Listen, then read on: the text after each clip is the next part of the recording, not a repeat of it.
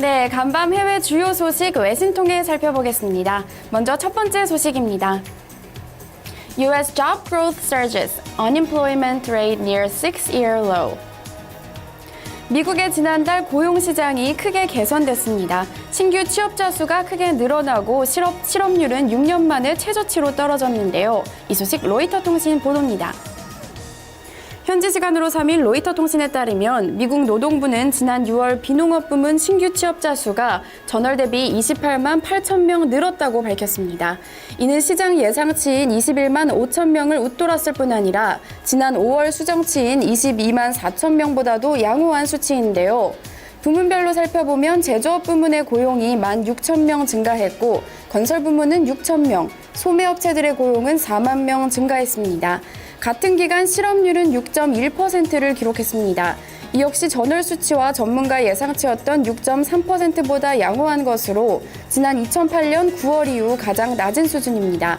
제이콥 아우비나 RBC 캐피털 마켓 선임 이코노미스트는 매우 긍정적인 지표가 나왔다며 모든 면에서 긍정적인 지표가 나왔고 이것보다 더 좋게 나올 수는 없었을 것이라며 긍정적으로 평가했습니다. 네, 미국 경제 지표 하나 더 살펴보겠습니다. U.S. trade deficit drops to $44.4 billion in May. 지난 5월 미국의 무역 수지 적자 폭이 감소했습니다. 수출이 늘어난 덕분인데요. 이 소식 ABC 뉴스 보도입니다. 현지 시간으로 3일 ABC 뉴스에 따르면 미국 상무부는 5월에 미국 무역 수지가 444억 달러 적자를 기록했다고 밝혔습니다. 이는 전문가 예상치 450억 달러 적자보다 양호한 수준인데요. 또한 4월 수치인 470억 적자와 비교해서는 적자 폭이 5.6%나 줄어들었습니다. 수출이 크게 늘어나며 적자 폭이 줄어든 것으로 풀이되는데요. 실제로 이 기간 수출은 1,955억 달러로 전월 대비 1% 증가했습니다. 자동차와 자동차 부품 등의 수출이 크게 늘어났습니다. 반면에 수입은 석유 수요 감소의 영향으로 0.3% 줄어든 2,398억 달러로 집계했습니다. ABC 뉴스는 지난 1분기 미국의 GDP가 크게 감소한 데는 무역 수지 적자의 영향이 크다고 설명했는데요. 5월 무역 수지 적자 폭이 축소되면서 미국의 2분기 경기 회복에 도움이 될 것이라며 기대감을 드러냈습니다. 마지막으로는 유로존 소식입니다. ECB's Draghi leaves door open to stimulus. 유럽 중앙은행 ECB가 기준금리를 동결했습니다.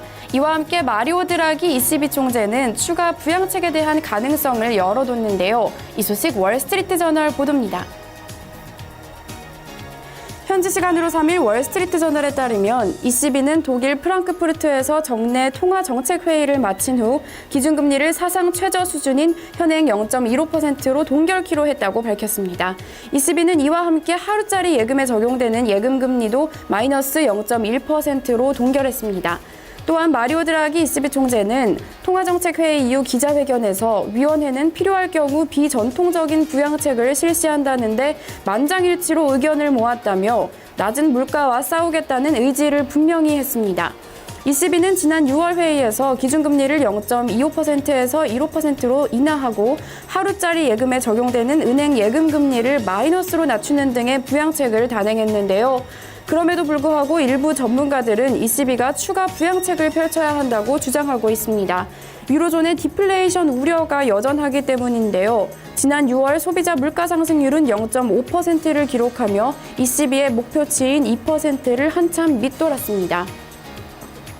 지금까지 외신 브리핑이었습니다. 네, 자 이렇게 해서 토마토 모닝쇼 1부 순서 이제 모두 달려봤습니다. 자 잠시 후에 2부에서 다시 뵙도록 하겠습니다.